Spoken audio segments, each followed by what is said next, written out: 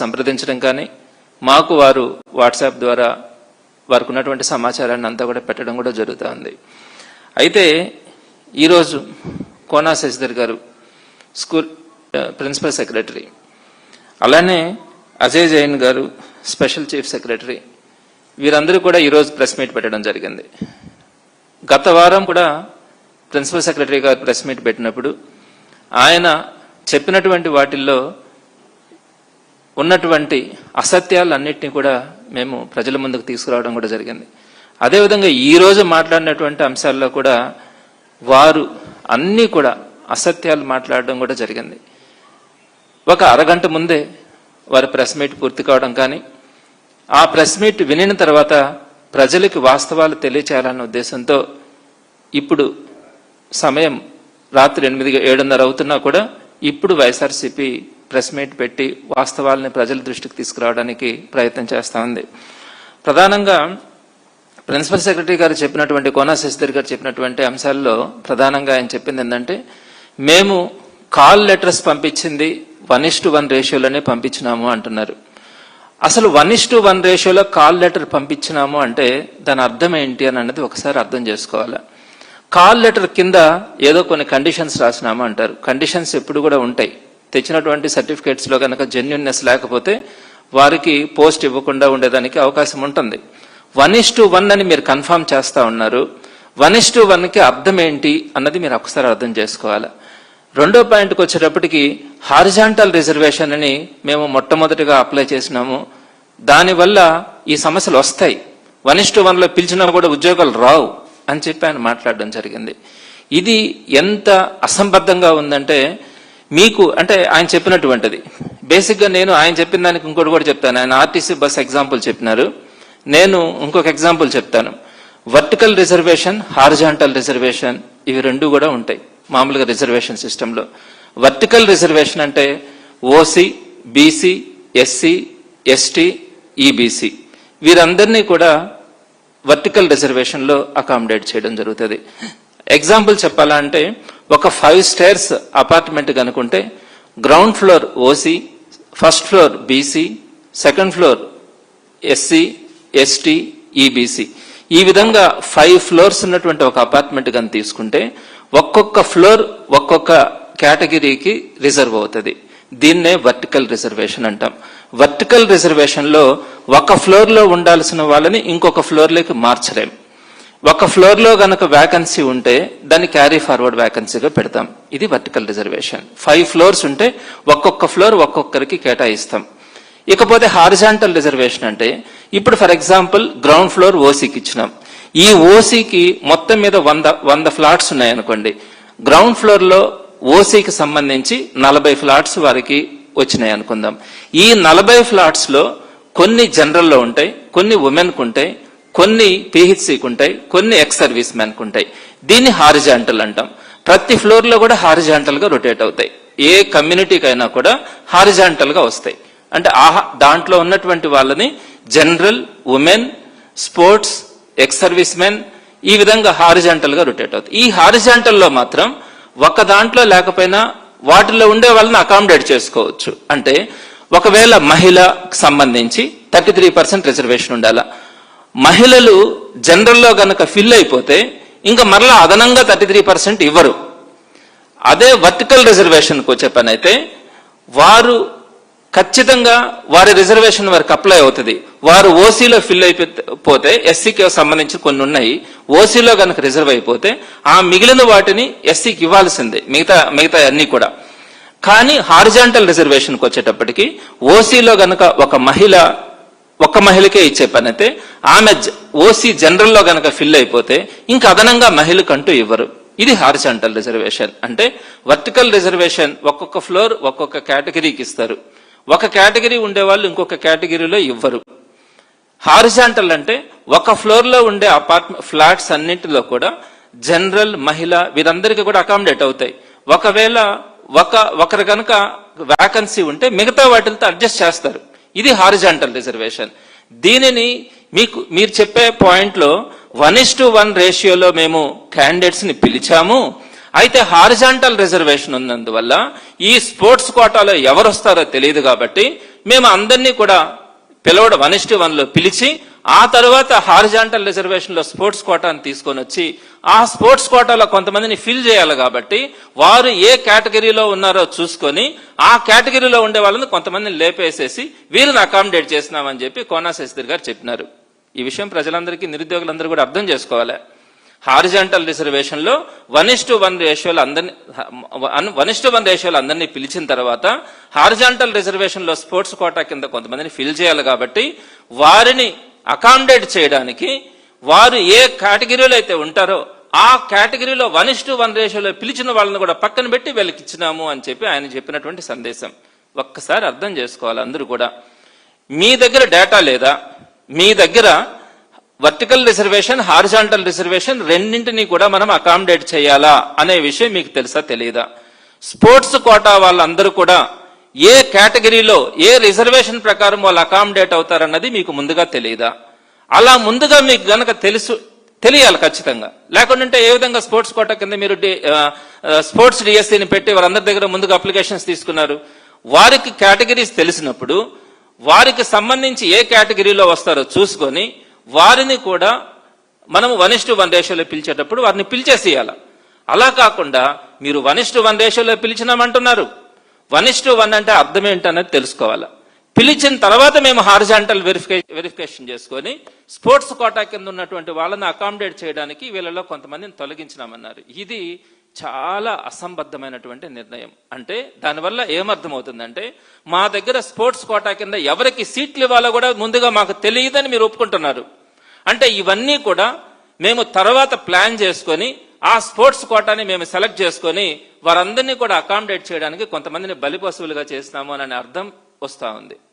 అలా కాకుండా ఒక సిస్టమ్, ఒక గవర్నమెంట్ ఎడ్యుకేషన్ సిస్టమ్ అన్నప్పుడు, ఇంత పెద్ద ఎస్టాబ్లిష్మెంట్ ఉన్నప్పుడు ప్రతి ఒక్కరికి కూడా సమాధానం చెప్పాలి ఈ ప్రభుత్వం అనే ఆలోచన మీకు ఉన్నప్పుడు ముందుగానే మీరు వర్టికల్ రిజర్వేషన్స్ లో ఎవరెవరికి వస్తాయి, హారిజాంటల్ రిజర్వేషన్ లో ఉండే వాళ్ళని ఏ కమ్యూనిటీలో వీరున్నారు వారిని ఏ కమ్యూనిటీలో మనం అడ్జస్ట్ చేయాలా, వాళ్ళని అడ్జస్ట్ చేసినప్పుడు మనకి ఎవరు రాకుండా పోతుందో చూసుకొని మిగిలిన వాళ్ళందరికీ కూడా 1:1 రేషియోలో మనము కాల్ లెటర్స్ పంపించి వారందరినీ కూడా మనము కాల్ లెటర్స్ వచ్చిన తర్వాత వాళ్ళు సర్టిఫికెట్స్ వెరిఫికేషన్ కోసం వచ్చిన తర్వాత ఆ సర్టిఫికెట్స్ లో కనుక జెన్యూన్నెస్ ఉంటే వారందరికీ కూడా అపాయింట్మెంట్ ఆర్డర్స్ ఇవ్వాల్సిన పరిస్థితుల్లో మీరు చెప్పినటువంటిది ఎక్కడా కూడా నాకు తెలిసి రిజర్వేషన్ సిస్టమ్స్ లో ఎక్కడా కూడా జరగనటువంటి పరిస్థితిలో మీరు ఈ రోజు కోనా శశిధర్ గారు చెప్పినటువంటి పరిస్థితి ఉంది. మీరు ఐఏఎస్ చదువుకున్నారు, సీనియర్ ఆఫీసర్, మీరు ఒక్కసారి మీరు మాట్లాడిన దాన్ని పునర్విమర్శ చేసుకోండి. ఇది కరెక్టా మనం చేసిందన్నది. ఇకపోతే రెండో పాయింట్కి వచ్చేటప్పటికి వెరిఫికేషన్కి మేము సర్టిఫికేట్స్ వెరిఫికేషన్ కోసం పిలిచేటప్పుడు ఒక వ్యక్తి 2 లేదా 3 పోస్టులకు గనక అప్లై చేస్తుంటే ఆ 2-3 పోస్టులకు గనక అతనికి గనక సెలెక్ట్ అయ్యుండుంటే మేము ఆ వ్యక్తికి 3 పోస్టులకో 4 పోస్టులకో కాల్ లెటర్స్ పంపించినాము. అప్పుడు ఆ వ్యక్తి ఏదో ఒక పోస్టులో ఫిల్అప్ అవుతాడు. అలాంటప్పుడు మిగిలినటువంటి పోస్టులు అన్ని కూడా వ్యాకెంట్ ఉంటాయి కాబట్టి ఆ టైంలో మేము ఇంకెవరన్నా పిలిచి అకామిడేట్ చేసి ఉండొచ్చు, అలాంటివి జరిగి ఉండొచ్చు అని ఈరోజు శశిధర్ గారు, కోనా శశిధర్ గారు చెప్పారు. నేను చెప్తా ఉన్నాను, ఇప్పటి వరకు రిక్రూట్మెంట్ చరిత్రలో ఎప్పుడూ జరగని విధానం మీరు అవలంబించినారు. అదేంటంటే నేను జస్ట్ ఈ ప్రెస్ మీట్ అయ్యే ముందు కూడా ఒక స్టూడెంట్కి నేను ఫోన్ చేసినాను. ఆమె 5ంటికి అప్లై చేసింది. అంటే టీజీటీ, ప్రిన్సిపల్, స్కూల్ అసిస్టెంట్, ఇట్లా పీజీటీ వీటన్నిటికి కూడా 5ంటికి అప్లై చేసింది. 5ంటిలో ఆమెకి జాబ్ వచ్చింది. కానీ మీరు మొట్టమొదటిగా ఆమె అప్లికేషన్ ఫిల్ చేసేటప్పుడు ఆప్షన్స్ లో టీజీటీ అని ఫిల్ చేసిందని టీజీటీ ఒక్కదానికే మీరు కాల్ లెటర్ పంపించి ఆమెకి మీరు కాల్ లెటర్ పంపించి సర్టిఫికేట్ వెరిఫికేషన్ చేసినారు. ఆమెకి ప్రిన్సిపల్ పోస్ట్, పీజీటీ పోస్టులు కూడా వచ్చినాయి. కానీ టీజీటీ కంటే అవి హయ్యర్ పోస్టులు అయినప్పటికి కూడా వాటిలో సెలెక్ట్ అయినప్పటికి కూడా మొట్టమొదటిగా అప్లికేషన్స్ లో ఏదైతే ఫిల్ చేసినారో మేము ఆ మొట్టమొదటి దానికే కాల్ లెటర్ పంపిస్తామని చెప్పి ఆ కాల్ లెటర్ వారి ఒక్కరికి మాత్రమే పంపించి వారికి మాత్రమే పోస్టులు ఇచ్చినారు. వారందరూ కూడా నేను దీనికి సెలెక్ట్ అయినప్పుడు, దీంట్లో నాకు ర్యాంక్ వచ్చినప్పుడు, ఇది రాసుకునే అవకాశం నాకు వచ్చినప్పుడు మీరు నాకు వచ్చిన తర్వాత మీరు ఎందుకు ఇవ్వరని చెప్పి ఈ రోజు వారందరూ కూడా కోర్టును ఆశ్రయించినారు. మీరు ఒక్కసారి వెరిఫై చేసుకోండి. మీకుందున్నటువంటి స్టాఫ్ తో మీరు చెప్పింది అబద్ధమా నిజమానని ఒకసారి మీరు వెరిఫై చేసుకోండి. మీరు గనక ఏ స్టూడెంట్ అయినా 3, 4, 5 సబ్జెక్టులకు గనక 5ంటికి గనక రాసుండుంటే 5 డిపార్ట్మెంట్స్కి రాసి ఉంటే ఇంట్లో డిఫరెంట్ ఉంటాయి, సోషల్ వెల్ఫేర్, ట్రైబల్ వెల్ఫేర్, ఇవన్నీ కూడా ఉంటాయి. వాటిల్లో 4 లేదా 5ంటికి రాసి ఉంటే వాటిల్లో మెజారిటీ 3, 4, 5ంటికి కూడా పోస్టులు వచ్చిండుంటే మీరు వాటన్నిటికీ కూడా కాల్ లెటర్స్ పంపించి వారందరినీ కూడా రమ్మని చెప్పి వారు ఏ పోస్ట్ అయితే ఫిల్ చేసుకున్నారో మిగిలిన వాటన్నింటినీ కూడా మేము వేరే వాళ్ళని పిలిచి అకామిడేట్ చేస్తున్నామని చెప్పి నా మాట పచ్చి అబద్ధం. మీరు ఒకసారి వెరిఫై చేసుకోండి. మీరు వారు ఎన్నింటికి ఎలిజిబుల్ సెలెక్ట్ అయి ఉన్నా కూడా మీరు ఒక్కదానికి మాత్రమే పిలిపించి 1:1లో వారితో సర్టిఫికేట్స్ వెరిఫికేషన్ చేయడమైంది. ఇది రెండో అబద్ధం. నెక్స్ట్ ఇకపోతే మూడో విషయంకి వచ్చేటప్పటికి ప్రధానంగా సెలక్షన్ లిస్ట్ లేకుండా కాల్ లెటర్స్ పంపించినారు అన్నది మేము మొట్టమొదటి నుంచి కూడా మాట్లాడుతున్నాం. ఇది సరైనటువంటి సంప్రదాయం కాదు. ఇప్పుడు దాకా ఎప్పుడు కూడా అలాంటి సిస్టమ్ జరగలేదని చెప్తా ఉన్నాం. మీరు సెలక్షన్ లిస్టు అనౌన్స్ చేయలేదు అన్నది వాస్తవమా కాదా మీరు చెప్పగలగాల. కానీ మీరు 2వ తారీఖున కాల్ లెటర్స్ వచ్చి తీసుకున్న వాళ్ళు వచ్చి సర్టిఫికేట్స్ వెరిఫికేషన్ చేసుకున్న తర్వాత మీరు 15వ తారీఖున సెలక్షన్ లిస్టుని విడుదల చేశారు. సెలక్షన్ లిస్ట్ అంటే ముందు రావాలా, కానీ ఆ తర్వాత మీరు ప్రాసెస్ అంతా చేసేసిన తర్వాత కొంతమందిని తీసేసి కొంతమందిని అడిషన్ చేసి రకరకాలుగా మీరు మిక్స్ చేసిన తర్వాత ప్రాసెస్ అయిపోయిన తర్వాత 15వ తారీఖున మీరు సెలక్షన్ లిస్ట్ ఇచ్చారు. దీన్ని సెలక్షన్ లిస్ట్ అనకూడదు, దాన్ని సెలెక్టెడ్ లిస్ట్ అనాల్సి వస్తుంది. మరి మీరు సెలక్షన్ లిస్ట్ వేయకుండా ఎందుకు రిక్రూట్మెంట్ చేసినారు? వారందరికీ కూడా ఎందుకు ఇండివిజువల్ గా అపాయింట్మెంట్ లెటర్, కాల్ లెటర్స్ పంపించి సర్టిఫికేట్స్ వెరిఫికేషన్ కోసం రమ్మన్నారు అన్నది మీరు ఆన్సర్ చేయాల్సినటువంటి పరిస్థితి ఉంటుంది. దానికి ఆన్సర్ చేసినటువంటి పరిస్థితిలే. అదేవిధంగా స్పోర్ట్స్ కోటాకు వచ్చేటప్పటికి మీరు తీసుకున్నటువంటి నిర్ణయం వల్ల, మీరు తీసుకొచ్చినటువంటి జీవోల వల్ల రేపొద్దున ఈ అధికారులందరూ కూడా సమాధానం చెప్పుకోవాల్సిన అవసరం అయితే ఉంటుంది. ఎందుకంటున్నానంటే మీరు గ్రూప్ 1 పోస్టులు ఇచ్చుకోండి, ఏ సర్టిఫికేట్ లేకపోయినా కూడా ఇచ్చుకోవచ్చు, లేదా సివిల్స్ కూడా ఇచ్చుకోవచ్చు, ఏదైనా ఇచ్చుకోవచ్చు పోస్టులు. కానీ టీచర్ పోస్టులు, డాక్టర్ పోస్టులు ఇచ్చేటప్పుడు మాత్రం దానికి కొన్ని రూల్స్ ఉన్నాయి. మన ఇష్టం వచ్చినట్టు మనం వాటికి ఇచ్చుకునే దానికి అవకాశం ఉండదు. దీనికి సంబంధించి సుప్రీంకోర్టు కానీ ఎన్సిటిఈ కానీ కొన్ని నామ్స్ రిలీజ్ చేస్తుంది. ఎన్సిటిఈ దీనికి సంబంధించినటువంటి గైడ్ లైన్స్ ఫ్రేమ్ చేయడానికి వీటి నిబంధనల ప్రకారం, అలానే రైట్ టు ఎడ్యుకేషన్ యాక్ట్, విద్యా హక్కు చట్టం అనేది ఒకటి ఉంది. దాంట్లో సెక్షన్ 4 అనేది ఒకటి ఉంటుంది. ఈ సెక్షన్ 4 ప్రకారం కానీ మీరు ఖచ్చితంగా ఒక టీచర్ అన్నప్పుడు టీచర్ ఎలిజిబిలిటీ టెస్ట్ ని అతను క్వాలిఫై అయి ఉండాలా అన్నది నియమం, కండిషన్. దాన్ని వైలేట్ చేయడానికి ఎవరికి కూడా హక్కు లేదు. టెట్ లేకుండా ఎవరు కూడా టీచర్ గా ఉండడానికి అవకాశం లేదు. 30 సంవత్సరాల క్రితం టీచర్ అయినా కూడా ఇప్పుడు టెట్ రాయాల్సిన అవసరం ఉంది.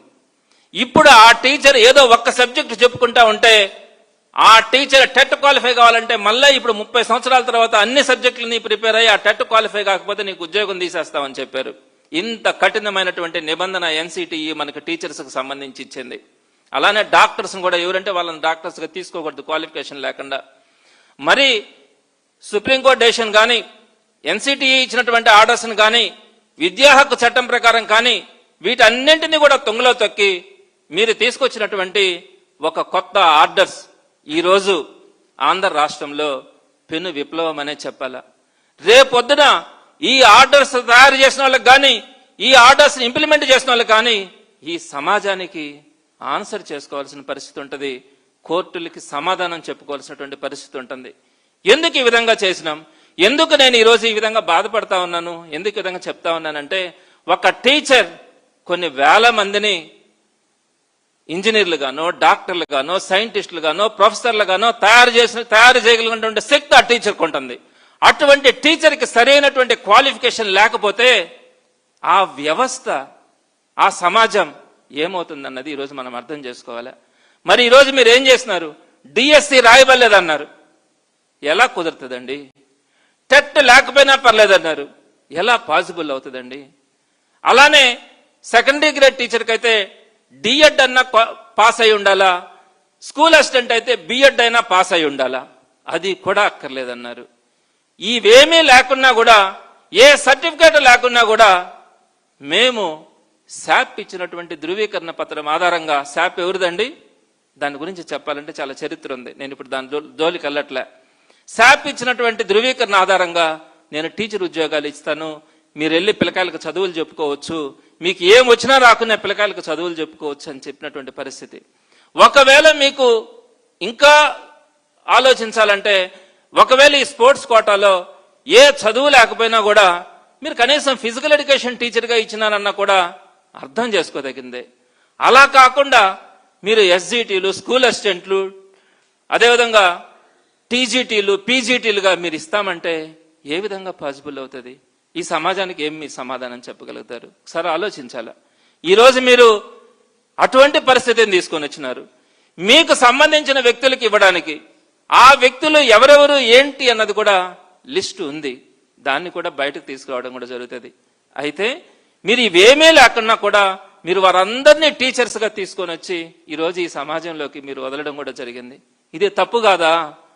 డిఎస్సి లేకుండా, టెట్ లేకుండా, కనీసం డిఎడ్ కానీ బిఎడ్ కానీ చదవకుండా, క్వాలిఫికేషన్స్ లేకుండా మీరు టీచర్స్గా మీరు ఈ సమాజానికి పంపించినారంటే మీరు తప్పు చేసినట్టు కాదా? సుప్రీంకోర్టు గైడ్ లైన్స్ని కానీ, ఎన్సిటిఈ నామ్స్ని కానీ, విద్యా హక్కు చట్టాలను కానీ మీరు ఉల్లంఘించలేదా? దీనికి మనం సమాధానం చెప్పాల్సిన అవసరం లేదా? మీరు ఒక్కసారి ఆలోచించుకోవాలా. ఈ ప్రశ్నల్ని మేము అడిగితే మీరు ఏం చేస్తా ఉన్నారు? ఎవరైతే సెలెక్ట్ అయి ఉన్నారో టీచర్స్ వాళ్ళని రెచ్చగొడతా ఉన్నారు, వాళ్ళని వైఎస్ఆర్సీపీ మీదకి ఉసిగొల్పుతా ఉన్నారు. మీకు అన్ని క్వాలిఫికేషన్స్ ఉన్నా కూడా సెలెక్ట్ అయిన వాళ్ళు కొంతమందిని తీసుకొని వచ్చి వైఎస్ఆర్సీపీని తిట్టిస్తా ఉన్నారు. నేను ఆ టీచర్స్ని రిక్వెస్ట్ చేస్తా ఉన్నాను, అమ్మా అయ్యా, మీరు గవర్నమెంట్ టీచర్స్, గవర్నమెంట్కి సంబంధించినటువంటి మీరు ఒక ఎంప్లాయీస్, మీరు అనవసరంగా రాజకీయాలు మాట్లాడడానికి దయచేసి మీరు రాజకీయ నాయకుల మాటలు విని ముందుకొచ్చి ఆ రాజకీయాల్లోకి ఇరుక్కోవద్దని నేను చెప్తున్నాను. మీ తోటి సహచరులు మీకు వచ్చిన దానికి మిమ్మల్ని అభినందిస్తా ఉన్నాం. మీ తోటి సహచరులు చాలా మంది అన్యాయం అయిపోయినారు, వారి మీద సానుభూతి చూపించండి అని మాత్రమే మిమ్మల్ని వేడుకుంటా ఉన్నాం. మీకు వచ్చిన దానికి సంతోషమే, కానీ అన్యాయం అయిపోయినటువంటి వారందరినీ కూడా దానిలో జెన్యూన్నెస్ కనుకుంటే వారి మీద సానుభూతి చూపించి వారికి మంచి జరగాల అని చెప్పి ఈరోజు టీచర్స్ మాట్లాడాల్సిన అవసరం కూడా ఉంటుంది, ఎవరైతే మొన్న సెలెక్ట్ అయినారో. అంతేగాని మీరు ఈరోజు రాజకీయ నాయకులు చెప్పినటువంటి మాటలు మాట్లాడుతూ జగన్మోహన్ రెడ్డిని గారు కానీ వైఎస్ఆర్సీపీని కానీ మీరు విమర్శించడం అన్నది సరైనటువంటి సంప్రదాయం కాదు అని మీకు ఈ సందర్భంగా కూడా తెలియచేస్తా ఉన్నాను. అదేవిధంగా కోనా శశిధర్ గారికి కూడా నేను ఇంకొక విషయం కూడా చెప్తా ఉన్నాను. మీరు ఏదైతే ఒక ఆడియో రిలీజ్ అయిందో ఆ ఆడియోలో ఒక వ్యక్తి గవర్నమెంట్ లోగో కూడా ఉంది, ఆయన వాట్సాప్ కాల్ చేసినప్పుడు ఆయన ఏదైతే డబ్బులు డిమాండ్ చేసినారో ఆ డబ్బులు డిమాండ్ చేసినటువంటి ఆడియో మీద సరైనటువంటి ఎంక్వైరీ చేయడం కానీ ఆ ఎంక్వైరీలో ఏమి సమాధానం వచ్చింది అనే విషయాన్ని మీరు చెప్పలేకుండా పోతా ఉన్నారు. ఈ విషయాన్ని మీరు ఒకసారి పరిశీలించుకోవాలా. ఆ ఆడియో ఎందుకు వచ్చింది, ఆ ఆడియోలో ఉన్నది నిజమా కాదా అన్నది మీరు వాస్తవాన్ని తెలుసుకోవాలా. అలానే ఇందాక ప్రిన్సిపల్ సెక్రటరీ గారు మాట్లాడుతున్నప్పుడు ఒక విషయం కూడా మనకు కనిపించింది, ప్రధానంగా జగదీష్ నాయక్. ఈ జగదీష్ నాయక్ గారి గురించి ఆయన మాట్లాడడం జరిగింది. నేను ఆయన ప్రెస్ మీట్ జరుగుతూ ఉన్నప్పుడే జగదీష్ నాయక్ గారితో కూడా మాట్లాడడం కూడా జరిగింది. ఆయన ఇచ్చినటువంటి నాకు కూడా ఈ సమాచారం తెలిసినప్పటికి కూడా నేను మరలా మీ ద్వారా అధికారులకు కానీ ప్రజలకు కానీ నిరుద్యోగులకు కూడా నేను ఈ విషయాన్ని కూడా చూపిస్తా ఉన్నాను. 11 ఇక్కడ జగదీష్ నాయక్ గారు కడప జిల్లాకు సంబంధించి ఎస్జిటి ఉర్దూ పోస్టుకి ఆయన అప్లై చేయడం జరిగింది. ఎస్జిటి ఉర్దూ పోస్టులు ఆయన ఎస్టీ కమ్యూనిటీలో 4 పోస్టులు ఉన్నాయి, 4 బ్యాక్లాగ్ పోస్టులు. ఇందాక కోనా శశిధర్ గారు కూడా ఈ విషయాన్ని కన్ఫర్మ్ చేసినారు. 4 పోస్టులు బ్యాక్లాగ్ పోస్టులు ఉన్నాయి ఎస్టీ కమ్యూనిటీకి సంబంధించి. ఈ 4 పోస్టులలో 2 ఉమెన్ కి 2 జెంట్స్ కు ఉన్నాయి. ఒక ఉమెన్ మున్సిపల్ స్కూల్ది కాబట్టి ఆ మున్సిపల్ స్కూల్కి వీళ్ళు అప్లై చేయలేదు కాబట్టి ఆ ఒక్కరిని పక్కన పెడదాం. ఇంకా 3 పోస్టులు ఉన్నాయి గవర్నమెంట్ బాడీస్ లో. దీనికి సంబంధించి ఒక ఉమెన్ ని 2 జెంట్స్ ని మనం సెలెక్ట్ చేయాల్సి ఉంది. మీరు ఒక ఉమెన్ 2 జెంట్స్ ముగ్గురిని కూడా మీరు కాల్ లెటర్స్ ఇచ్చి 1:1 రేషియోలో పిలిచినారు. సౌండ్ తగ్గినట్టు. మీరు ముగ్గురిని 3 పోస్టులు ఉన్నాయి, మీరు ముగ్గురిని తీసుకున్నారు ఎస్టీకి సంబంధించి, ఒక ఉమెన్ 2 జెంట్స్ అకామిడేషన్ ఉంది. మీరు పిలిచింది కూడా ఒక ఉమెన్ 2 జెంట్స్ ని పిలిచినారు. అయితే ఈ లేడీని ఏం చేస్తున్నారంటే, మొట్టమొదటిగా మీరు రోస్టర్ పాయింట్స్ లో 58వ రోస్టర్ పాయింట్, 75వ రోస్టర్ పాయింట్, 83వ రోస్టర్ పాయింట్స్ లో ఈ ముగ్గురిని కూడా మనం అలాట్ చేయాలా. ఎస్టీ కమ్యూనిటీ కింద ఈ 3 రోస్టర్ పాయింట్స్ లో వీరిని అకామిడేట్ చేయాలా. అయితే మొట్టమొదటిది ఉమెన్ రిజర్వేషన్. మీరు హారిజాంటల్ రిజర్వేషన్ లో ఫిల్ చేసేటప్పుడు ఇక్కడ ఏదైతే ఫస్ట్ ఒక లేడీ ఉందో ఆ లేడీని తీసుకొని వచ్చి మొట్టమొదటి రోస్టర్ పాయింట్ లో ఫిల్ చేయకుండా సెకండ్ రోస్టర్ పాయింట్ అయినటువంటి 75 లో ఫిల్ చేస్తున్నారు. మీరు ఇందాక ఆర్టీసీ బస్ ఎగ్జాంపుల్ చెప్పినారు కదా, మొట్టమొదటి వచ్చిన వాళ్ళందరినీ ఎక్కిచ్చేస్తాను, ఎక్కిచ్చిన తర్వాత ఉమెన్ కి సరిపడా లేకపోతే నేను ఉమెన్ తీసుకొని వస్తానని చెప్పినారు. మరి మీరు చెప్పిన దాంట్లో హారిజాంటల్ రిజర్వేషన్ ప్రకారం మొట్టమొదటిగా వచ్చిన వాళ్ళందరినీ ఆర్టీసీ బస్సులో ఎక్కించినట్టు మొట్టమొదటిగా ఎక్కించుకొని ఫిల్ చేసుకుంటూ రావాలా. ఆ తర్వాత ఉమెన్ కి ఒకటి ఉంది కాబట్టి ఆ ఒక్కటి కనుక అక్కడ లేకపోతే ఎక్కడ కింద ఉన్నా కూడా ఉమెన్ అని తీసుకొచ్చి ఫిల్ చేసుకోవాలా. ఇది మేము కాదని చెప్పట్లా. అట్లా కాకుండా మీరు మొట్టమొదటిగా వచ్చినటువంటి ఉమెన్ అని మొట్టమొదటి దాంట్లో ఫిల్ చేయకుండా రెండవ దాంట్లో ఫిల్ చేసినారు. మూడో దాంట్లో జంట ఉన్నారు కాబట్టి ఇక్కడ ఫిల్ చేసినారు. ఇప్పుడు ఇది ఉమెన్ కేటగిరీ కింద దీన్ని మీరు క్యారీ ఫార్వర్డ్ కింద చూపించినారు. మీరు చెప్పిన దాంట్లోనే ఇది అబద్ధం. హారిజాంటల్ రిజర్వేషన్ ప్రకారం మీరు ఇచ్చినటువంటి ఆర్టీసీ ఎగ్జాంపుల్ ప్రకారం ముందు నేను ఎక్కించాల్సిన వాళ్ళందరినీ ఎక్కించేసిన తర్వాత హారిజాంటల్ రిజర్వేషన్ లో అంతా అయిపోయేటప్పుడు ఉమెన్ కి సంబంధించి 40 మందిని ఎక్కించేసిన తర్వాత ఉమెన్ కి సంబంధించి కనుక లోపల లేకపోతే ఎక్కడి నుంచైనా కూడా ఉమెన్ అని తీసుకొని వచ్చి పెడతానని చెప్పినటువంటి మీరు చెప్పినటువంటి ఎగ్జాంపుల్ నే జగదీష్ నాయక్ విషయంలోకి వచ్చేటప్పటికి మీరే తప్పు చెప్పినారు. ఏదైతే ఫస్ట్ లేడీ ఉందో ఆ లేడీని ఫస్ట్ ఎక్కిచ్చేసేయాలా, బస్సులో ఎక్కించినట్టు ఎక్కించాలా. కానీ మీరు దాన్ని వేకెన్సీ పెట్టి సెకండ్ దాంట్లో ఫిల్ చేసి ఇక్కడ ఇంకొక జంటని ఫిల్ చేసి దీన్ని క్యారీ ఫార్వర్డ్ కింద దీన్ని బ్లాక్ చేసేసినారు ఎవరికి ఇవ్వకుండా. సో ఈ మూడో వ్యక్తిని ఎవరినైతే మీరు ఒక లేడీ 2 జెంట్స్ ని పిలిచినారో ఆ జంట్ జగదీష్ నాయక్ కి ఉద్యోగం లేకుండా ఎస్టీ క్యాండిడేట్ ని పక్కన పెట్టడం జరిగింది. మీరు చెప్పండి, మీరు చెప్పినటువంటి ఆర్టీసీ బస్ ఎగ్జాంపులే, మీరు చెప్పినటువంటి హారిజాంటల్ రిజర్వేషన్ ప్రకారమే ఈ ముగ్గురిని పిలిచిన తర్వాత ఈ 3 పోస్టులలో మీరు ఫిల్ చేయకుండా ఆ జగదీష్ నాయక్ ని పక్కన పెట్టడం అన్నది ఇది తప్ప కాదా? మీరు ఆన్సర్ చేయాల్సినటువంటి అవసరం ఉంటుంది. అదేవిధంగా ఇంకొక పాయింట్కి వచ్చేటప్పటికి ఇందాక దుర్గయ్య గారి గురించి మాట్లాడడం కూడా జరిగింది. దుర్గయ్య గారికి మేము చెప్పినటువంటిది కానీ దుర్గయ్య గారు చెప్పినటువంటిది కానీ దుర్గయ్య గారు కూడా నాకు 10 నిమిషాల బ్యాక్ ఆయన వాట్సాప్ కాల్లో ఆయన నాకు పంపించడం కూడా జరిగింది. ఆయనకు సంబంధించినటువంటి డాక్యుమెంట్ ని. ఆయనకి గోల్డ్ మెడల్ వచ్చింది అని మీరు ఒప్పుకుంటా ఉన్నారు, గోల్డ్ మెడల్ వచ్చింది అని మీరు ఒప్పుకుంటా ఉన్నారు. కానీ ఆయన గోల్డ్ మెడల్ అప్లై చేయలేదు అంటున్నారు. ఆయన నాకు వచ్చిందే గోల్డ్ మెడల్, నేను బ్రాంజ్ సిల్వర్ నేను ఎట్లా అప్లోడ్ చేస్తాను అని చెప్పి ఆయన మాట్లాడుతూ ఉన్నారు. నేను అప్లోడ్ చేసినాను, ఆ తర్వాత కూడా అబ్జెక్షన్స్ ఉంటే కూడా ఆ తర్వాత కింద రిమార్క్స్ లో కూడా నేను మెన్షన్ చేయడం జరిగింది అని చెప్పి ఈ రోజు దుర్గయ్య బాధపడేటువంటి పరిస్థితి. మీరు ఒక్కసారి ఆలోచించండి. మీరు చేసినటువంటి స్పోర్ట్స్ కోటా కింద సెలెక్ట్ చేసినటువంటి వాళ్ళల్లో చాలా మంది పెట్టినటువంటి సర్టిఫికేట్స్ విషయం కనుక బయట పెడితే చాలా మంది ఇబ్బంది పడేటువంటి పరిస్థితి కూడా ఉంటుంది. అలాంటిది నేషనల్స్ ఆడినటువంటి వ్యక్తి గోల్డ్ మెడల్ సాధిస్తే ఆ గోల్డ్ మెడల్ అప్లోడ్ చేయలేదని చెప్పి మీరు ఇందాక మాట్లాడితే ఆ అబ్బాయి నాకు ఫోన్ చేసి వాట్సాప్ లో నేను దానికి సంబంధించి గోల్డ్ మెడల్ కి అప్లోడ్ చేసినాను, ఇది అదేవిధంగా రిమార్క్స్ లో కూడా నేను గోల్డ్ మెడల్ ని మరలా కూడా నేను కన్ఫర్మ్ చేసి చెప్పినానని చెప్పి ఆ అబ్బాయి కూడా చెప్పడం జరిగింది. మరి గోల్డ్ మెడల్ వాళ్ళు అప్లై చేయలేదు కాబట్టి మేము ఆయన కన్సిడర్ చేయకుండా పక్కన పెట్టినామని చెప్తా ఉన్నారు. తర్వాత నేను మీకు ఇంకొన్ని ఎగ్జాంపుల్స్ కూడా చెప్తాను. ఈ ఇష్యూస్ అంతా వచ్చిన తర్వాత వారు సుమారుగా ఈరోజు 383 మందికి సంబంధించి 382 అనుకుంటాను 382 మెంబర్స్ కి సంబంధించి స్పోర్ట్స్ కోటా కింద మేము అర్హత లేకపోయినా కూడా స్పోర్ట్స్ సర్టిఫికేట్స్ చూసుకొని వారందరికీ కూడా జాబ్స్ ఇచ్చినామని చెప్పారు. నాకు అవి చూసినప్పుడు చాలా విచిత్రంగా కూడా అనిపించింది. ఎప్పుడు కూడా ఒక స్టూడెంట్ని మనం చదివించుకోవాలనుకున్నప్పుడు అక్కడ క్వాలిఫైడ్ టీచర్స్ ఉండాలా అనుకుంటాం. ఇక్కడ నేను జస్ట్ కొన్ని ఎగ్జాంపుల్స్ చూపిస్తాను. ఫస్ట్ దాంట్లో నేను ఒకరిని బాధ పెట్టాలా, ఇబ్బంది పెట్టాలా అన్న ఆలోచన కాదు. కానీ ఇది సరైనటువంటి సంప్రదాయం కాదు అని మాత్రం తెలియజేయడానికి మీ దృష్టికి తీసుకొని వస్తా ఉన్నాను. ప్రతి దాంట్లో కూడా ఇదే విధంగా ఉన్నప్పటికీ నేను కొన్ని విషయాలు చూపిస్తాను. ఒకటి, స్పోర్ట్స్ కోటా కింద ఇచ్చినటువంటి వాటిల్లో ఎడ్యుకేషనల్ క్వాలిఫికేషన్ కింద పిహెచ్డి అని రాశారు. పిహెచ్డి అని రాసేటప్పుడు కూడా పిహెచ్డి అంటే ఒక అత్యున్నతమైనటువంటి క్వాలిఫికేషన్ సమాజంలో. P full stop HD small H small D. PhD చదివి ఉంటే నేను పైన రాశాను చూడండి, capital P small H full stop capital D రాసే సిస్టమ్. అంటే కనీసం ఒక అప్లికేషన్ ఫిల్ చేసేటప్పుడు కూడా ఏం చేస్తాం, వాళ్ళ సెల్ఫ్ డిక్లరేషన్ ఇచ్చారు.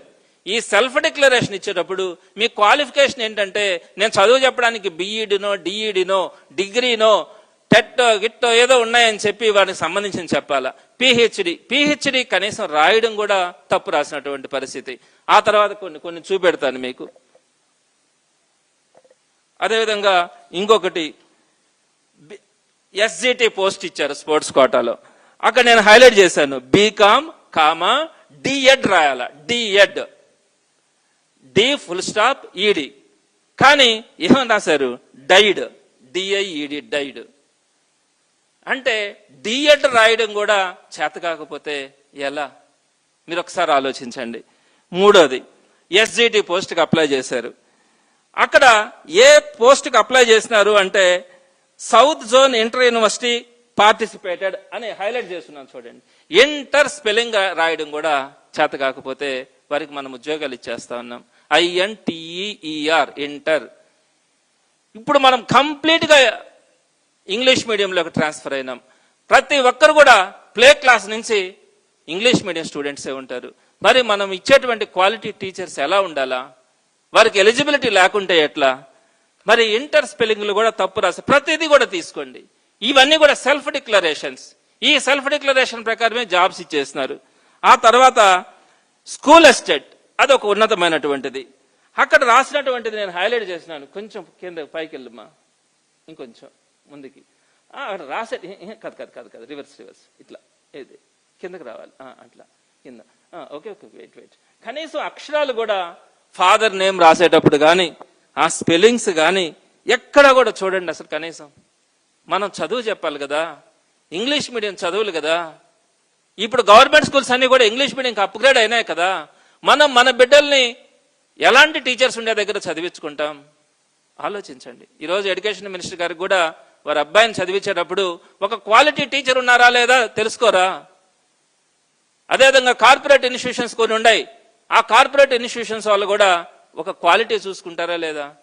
మరి ఇలాంటి పరిస్థితుల్లో మనం ఇస్తా ఉన్నాం. తర్వాత ఒక ఇంగ్లీష్ టీచర్ బిఈడి రాయడం, బి ఫుల్ స్టాప్ ఈడి రాయాలా. నేను పైన రాశాను ఇలా బెడ్ అని రాయడం. ప్రతి అప్లికేషన్ తీసుకోండి, ఎక్కడ కూడా మీరు ఇంకా కొన్ని ఉన్నాయి చూపించవచ్చు. ఎక్కడ కూడా అప్లికేషన్ రాసేటప్పుడు వారి స్పెల్లింగ్స్, వారి పేర్లు రాయడం కూడా సరిగ్గా ఉండదు. ఇలాంటి పరిస్థితుల్లో స్పోర్ట్స్ కోటా కింద ఏ ఎలిజిబిలిటీ కూడా లేకుండా మీరు ఉద్యోగాలు ఇచ్చేస్తే రేపొద్దున క్వాలిటీ తగ్గితే మనం ఈ సమాజానికి ఏమని ఆన్సర్ చెప్పుకోవాలా అన్నది ఒకసారి ఆలోచించుకోవాలా. అదేవిధంగా ఇంకా చాలా ఉన్నాయి. కొంతమందికి అసలు సర్టిఫికేట్సే అప్లోడ్ కాలే. మీరు స్పోర్ట్స్ కోటా కింద ఇచ్చేశారు. 74th నెంబర్ మీరు ఇచ్చినటువంటి సీరియల్ నెంబర్లో 382లో స్కూల్ అసిస్టెంట్ ఇంగ్లీష్ ఇచ్చారు. కనీసం దాంట్లో ఎక్కడా కూడా ఆ ఇంగ్లీష్కి సంబంధించి ఒక్కటైనా ఏదో ఎంఏ ఇంగ్లీషో లేకపోతే బిఏ ఇంగ్లీషో లేకపోతే బిఈడినో ఏదైనా ఒకటి ఉండాలి కదా. ఏ డాక్యుమెంట్ కూడా మీరు చూపించలే, ఆమె ప్రొడ్యూస్ చేయలే, మీరు వాళ్ళకి సంబంధించి ఇచ్చేశారు. ఇంకా కొంతమంది 361 ఒక్క సర్టిఫికేట్ కూడా అప్లోడ్ కాలే. మీరు గవర్నమెంట్ ఇచ్చినటువంటి డేటాలో నుంచే చెప్తా ఉన్నాను, ఒక్క డాక్యుమెంట్ కూడా అప్లోడ్ కాలే. స్కూల్ అసిస్టెంట్ పోస్ట్ ఇచ్చేసినారు. ఎలా ఈ విధంగా? అదేవిధంగా ఫైనల్ సెలక్షన్ లిస్ట్లో ఏదైతే కొంతమంది స్పోర్ట్స్ కోటా కింద మీరు పోస్టులు ఇచ్చినారో, సెలక్షన్ లిస్ట్లో పెట్టినారో, 0 మార్కులని స్పోర్ట్స్ కోటా కింద ఇచ్చినారో వీరందరికీ కూడా నిన్న స్పోర్ట్స్ కోటా మీరు ఏదైతే రిలీజ్ చేసినారో 382 మందికి, అందులో ఈ పేరు కనపడలా. ఫైనల్ సెలక్షన్స్ లిస్ట్ మీరు ఏదైతే 15వ తారీఖున అంతా అయిపోయి లాస్ట్ ఇయర్ సెప్టెంబర్ 15వ తారీఖున సెలక్షన్ లిస్టులు పెట్టినారో స్పోర్ట్స్ కోటా కింద సెలెక్ట్ అయిన వాళ్ళవి ఎక్కడో కూడా ఈ రోజు మీరు నిన్న రిలీజ్ చేసినట్లు కనిపిలా. అదేవిధంగా కొన్ని బాధాకరమైన విషయాలు ఏంటంటే ఈ డాక్యుమెంట్స్ ని సబ్మిట్ చేసేటప్పుడు కూడా కొన్ని పెట్టారు. ఇంట్రామ్యూరల్ టోర్నమెంట్ దాంట్లో పార్టిసిపేట్ చేసిన వాళ్ళని బ్యాకప్ సర్టిఫికేట్ గా పెట్టినారు. ఇంట్రామ్యూరల్ అంటే కనీసం ఇంటర్ కాలేజ్ గేమ్స్ కూడా కాదు. ఇంటర్ కాలేజ్ గేమ్ అన్నదే ఒక కాలేజీకి మధ్యలో జరిగేటువంటిది. ఇది ఇంట్రామ్యూరల్ టోర్నమెంట్ అంటే ఒకే కాలేజీలో పక్క సెక్షన్స్ ఉంటే ఆడుకుంటారు కదా, 2 సెక్షన్స్ ఉంటాయి. ఆ 2 సెక్షన్స్ మధ్యలో జరిగితే ఆ సెక్షన్స్ మధ్యలో గెలుస్తారు కదా, అది ఇంట్రామ్యూరల్ టోర్నమెంట్ అంట. అది కూడా మీరు బ్యాకప్ సర్టిఫికేట్ కింద తీసుకున్నారు. అసలు దీని ఒరిజినల్ సర్టిఫికేట్ చూస్తే ఇంకా కొన్ని విషయాలు తెలియాల్సి ఉంది, ఇంకా కూడా చెప్పాలా మీకు. ఇట్లా ఎలాంటి వాళ్ళకి మీరు జాబ్స్ ఇచ్చేసి క్వాలిఫికేషన్స్ చూసుకోకుండా మీకు సంబంధించిన వ్యక్తులకి మీరు ఉద్యోగాలు ఇచ్చేసి ఈ విద్యా వ్యవస్థని ఏం చేయాలా అనుకుంటా ఉన్నారని నేను ఈ సందర్భంగా విద్యాశాఖ మంత్రికి కానీ అందరికీ కూడా నేను ప్రిన్సిపల్ సెక్రటరీ గారికి కానీ కమిషనర్ గారికి కానీ అందరినీ కూడా నేను అడుగుతా ఉన్నాను. మీరు ఒకసారి ఆన్సర్ చేసుకోవాల్సిన పరిస్థితి ఉంటుంది. అదేవిధంగా మీరు మీ ఎమ్మెల్యే కోన రవికుమార్ గారు సాఫ్ట్ బాల్ అసోసియేషన్ ప్రెసిడెంట్గా ఉన్నారు. ఏకంగా 38 పోస్టులు చేసినాయి. అదేవిధంగా ఎంపీ భరత్ గారు అంటే అందరికీ తెలుసు ఎవరు అని అనేది. ఆయన జూడో అసోసియేషన్ ప్రెసిడెంట్గా ఉన్నారు. 39 టీచర్ పోస్టులు చేసినాయి. అదేవిధంగా కొత్తగా బాల్ బ్యాడ్మింటన్ అన్నది ఒకటి తీసుకొని వచ్చారు, 48 పోస్టులు చేసినాయి. ఈ విధంగా మీరు ఇచ్చినటువంటి పోస్టులు కానీ వీటన్నింటికి కూడా మీరు ఆన్సర్ చేయాలా. అదేవిధంగా నిన్న మొన్న ఏదో అన్నారు బ్రిడ్జ్ గేమ్ గురించి. బ్రిడ్జ్ గేమ్కి మేమేమి ఇవ్వలేదు ఉద్యోగాలు అన్నారు. కానీ మీరు పెట్టారు కదా సెలక్షన్ లిస్టులో, బ్రిడ్జ్ అంటే ఒక రకమైన ప్యాకాట. మీరు పెట్టారు కదా, వచ్చిన అప్లై చేసుకున్నారా, ఇచ్చారా లేదా తీసేద్దాం. మీరు ఎందుకు పెట్టేటట్టు గేమ్స్ని? ఇది పెట్టడం తప్పు కదా, మంచి సంప్రదాయం అవుతుందా? సరే మీరు అంటారు అదేదో నేషనల్ గేమ్ లాంటిదేనని. చదువుకు ఉపయోగం ఏంటండి? మీరు చదువుకు పంపించేటప్పుడు ఎలాంటి టోర్నమెంట్స్ ఎలాంటి వాటిని ఎంకరేజ్ చేయాలని ఆలోచించుకోబల్లా. సో ఇలాంటివన్నీ కూడా మేము పెట్టేసి మరి ఈ రోజు ఆ జీవోని మీరెందుకు ఉపసంహరించినారు? ఈ గేమ్స్ గురించి కానీ మీరు చెప్తున్నటువంటి ఏదైతే క్వాలిఫికేషన్ లేకుండా టీచర్లను పంపిస్తామన్నారో మరి దాన్ని అంతా కూడా ఉపసంహరించుకొని మొన్న మే 15వ తారీఖున మీరు మళ్ళా కొత్త జీవోని ఆ జీవోని ఎందుకు తీసేసినట్టు? తప్పు ఒప్పుకున్నట్టే కదా, మరి వీటి ఆన్సర్ చేయాలి కదా. ఇవన్నిటిని కూడా మీరు ఆలోచించుకోవాలి. కాబట్టి ఇంకొకటి నవీన్ గురించి. ఈ నవీన్ గురించి ఏదైతే ఎస్సీఆర్టీలో పనిచేస్తా ఉన్నాడో ఆ అబ్బాయికి 2 సబ్జెక్ట్స్ లో సోషల్ స్టడీస్ లో ఫస్ట్ ర్యాంకర్, తెలుగులో 6th ర్యాంకర్. మరి ఆ అబ్బాయికి అంత టాప్ ర్యాంక్స్ వచ్చిన తర్వాత ఆ అబ్బాయికి ఎందుకు రిజెక్ట్ చేసినారన్న దాని మీద మీరు స్పష్టమైన సమాధానం చెప్పలేకపోతున్నారు. ఆ తర్వాత ఆ అబ్బాయికి సంబంధించి ఏదైతే అపోహలు ఉన్నాయో వాటి మీద ఈ రోజుకి కూడా మీరు ఒక ఎంక్వైరీ వేసి ఆ ఎంక్వైరీలో ఈ సమస్య దీనికి పరిమితం అవుతుంది, ఇంతకంటే ఎక్కువ సమస్య లేదని చెప్పి మీరు ఈరోజు చెప్పడానికి కూడా ప్రయత్నించట్లే. ఇన్ని అపవాదులు పెట్టుకొని ఈ రోజు నిరుద్యోగులు రోడ్డు మీదకి వచ్చి అల్లాడుతూ ఉంటే మీరు వైఎస్ఆర్సీపీని తిట్టించడానికి మాత్రమే మీరు పరిమితం అవుతా ఉన్నారు. టీచర్ల మధ్యలో తగాదాలు పెట్టడానికి పరిమితం అవుతా ఉన్నారు. వారిని తీసుకొని వచ్చి మీటింగులు పెట్టిస్తారు. మీరు తిట్టండి, రాజకీయాలు మీకు వచ్చు కదా, మీకు తిట్టడం మీకు చేత అవుతుంది కదా. మేమంటే తిట్టలేమనుకోండి, మీకు చేతనవుతుంది కదా, మరి మీరు తిట్టండి చాలు కదా. మరి ఆ టీచర్స్ దగ్గర కూడా ఎందుకు తిట్టిస్తారు? మేమేమన్నా వారిని వచ్చిన వారందరినీ కూడా అభినందిస్తున్నాము. రానటువంటి అర్హులైనటువంటి అన్యాయమైనటువంటి వాళ్ళ మీద మాట్లాడుతున్నామే కానీ మీరు వారిని తీసుకొని వచ్చి రాజకీయాలకు తీసుకొని వచ్చి వాళ్ళని మీరు పొలిటికల్ మీటింగ్స్ లో పొలిటికల్ మాటలు మాట్లాడిస్తా ఉన్నారంటే మీరు ఒక్కసారి ఆలోచించుకోవాలా మనం ఏం చేస్తా ఉన్నాం అనేది. తప్పకుండా నేను ఒకటే చెప్తా ఉన్నాను, దీనికి సంబంధించి సిబిఐ ఎంక్వైరీ జరగాల అన్నది వైఎస్ఆర్సీపీ డిమాండ్. అలానే ఎడ్యుకేషన్ మినిస్టర్ గారు కానీ ప్రిన్సిపల్ సెక్రటరీ గారు కానీ ఈ రోజు ప్రెస్ మీట్ పెట్టినటువంటి వారందరూ కూడా మీరు చెప్పినటువంటి వాటిల్లో ఎంతవరకు నిజాలు ఉన్నాయో కూడా మీరు ఒక్కసారి పునరాలోచించుకోవాలా. ఆ తప్పులని సరిదిద్దుకొని అన్యాయం అయిపోయినటువంటి వారందరికీ కూడా మీరు మళ్ళా తిరిగి వాళ్ళకి అవకాశం ఇవ్వాలా అని చెప్పి ఈ సందర్భంగా తెలియజేస్తారు.